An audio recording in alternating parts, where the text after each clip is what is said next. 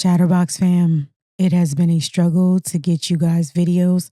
First, they were making claims, and then my videos were getting blocked. But if you are hearing this, I made it. So let's talk about it. So here's my latest reaction from the last Patreon. There are too many mics on this episode. I'll be the one to say it's too many mics. It's too much. My brain is overloaded. I am overstimulated. I had to pause it and come talk to y'all. The Patreon episode dropped, Can I Finish? It has Joe, Mona, Mark in the perch, Ish, Ice, Imani in the side chair, and Parks. They are all talking over each other with the exception of Parks. And on top of that, what makes it even worse is that they can't even get their jokes off because Mona will not let them land their plane. The question comes up about the 6'7" trend, and I don't think any of the kids really understand where the trend came from.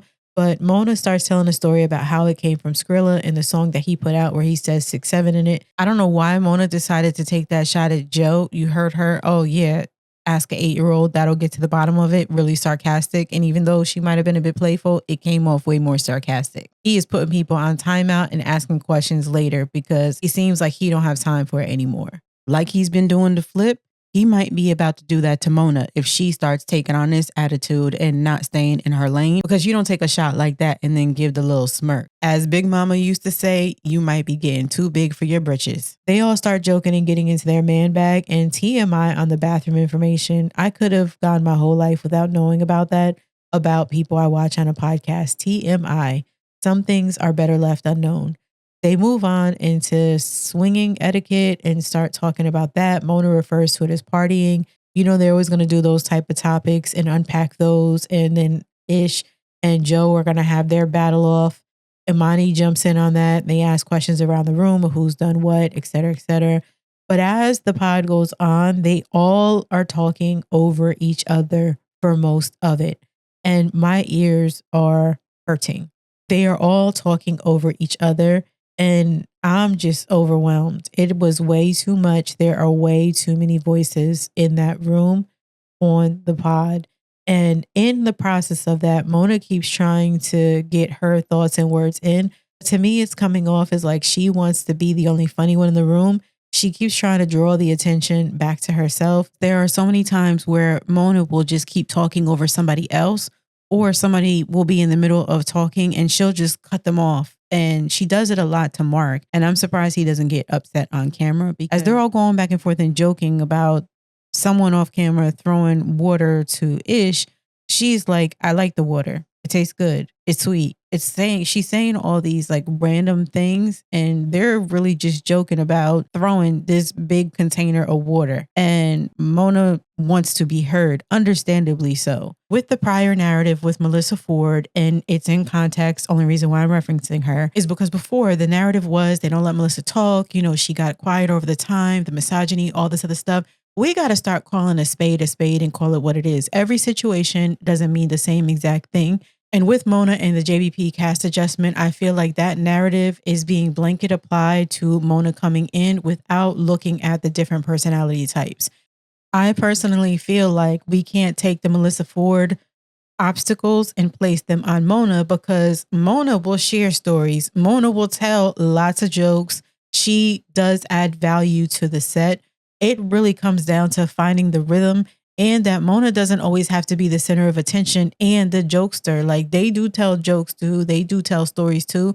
And you have to allow space for your other co-hosts to do that. And as everyone has been saying, and I said from the beginning, she has to pass the ball, right?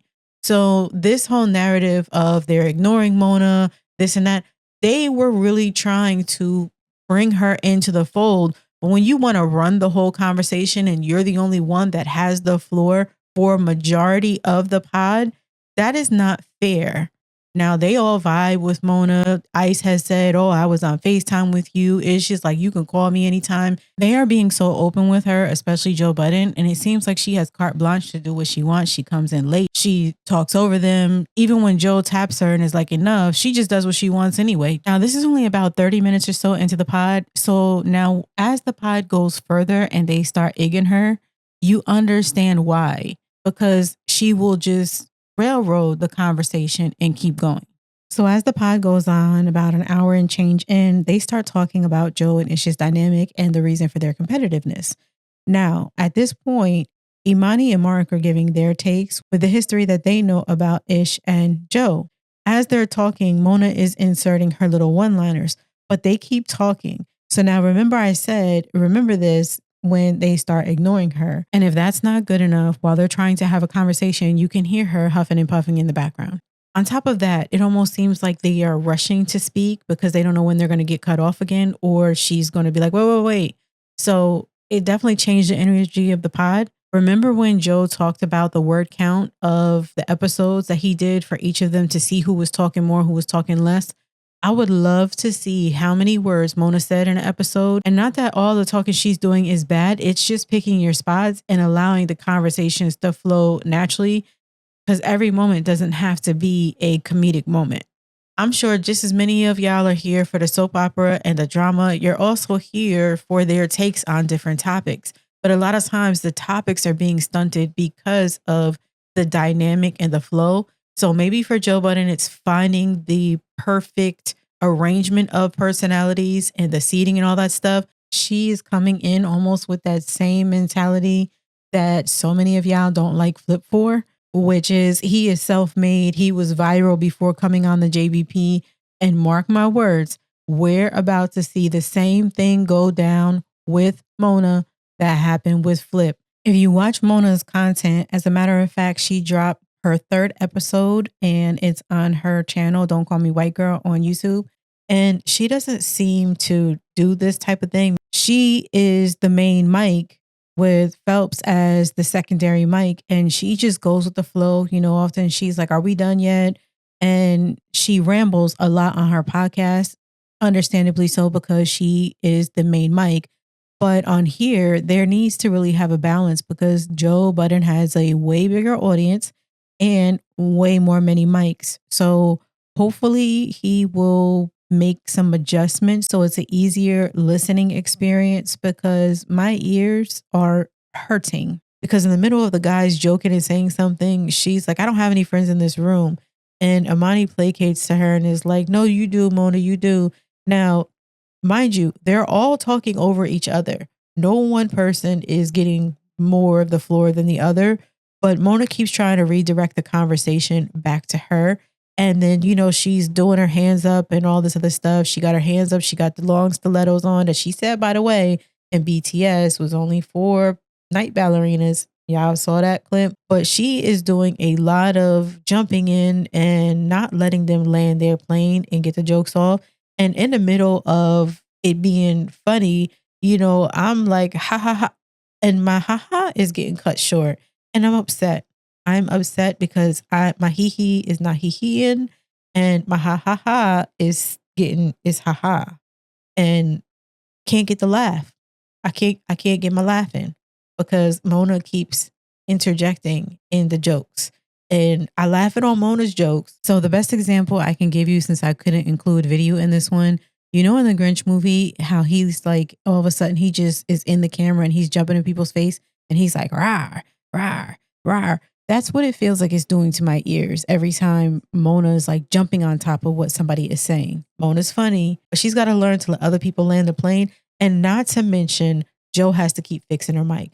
Why after all these months is Joe still having to fix her mic? I don't understand it. I don't know. What do you guys think? Do you think 6 or 7? Oh, Lord. No pun intended. But there really is. There's 6 mics and then plus Parks. It would make 7 mics up there. And it just seems to be overstimulating for me. Now, I love all of them up there. I love everything that they each bring to the table. But it does seem to be too much unless they really can control everybody talking at the same time. And I don't know what happened, because that used to be a thing that would drive Joe Budden crazy. And even Parks would jump in and be like, all right, everybody chill. But it just seemed like they let that completely go since Mona has come on. So now we've gone from one extreme where Melissa Ford, everyone was complaining that she wouldn't talk, to Mona that really won't, in this episode, let anybody else talk. They're not spreading the love around, and it really is working my nerves. Okay. So that's just my 2 cents, Let me know what you guys think in the comments. And as a matter of fact, if the comment just isn't getting it done for you, I added a new feature on my website that I launched, chatterboxxmedia.com, where you have the opportunity to submit a voice memo for a chance to be featured in an upcoming video. Not only that, you can submit tips and join the Chatterboxx communities on Reddit and Patreon, with new and extended videos coming soon to Patreon. And make sure you like, share, and subscribe on your preferred social. What did you think about this episode?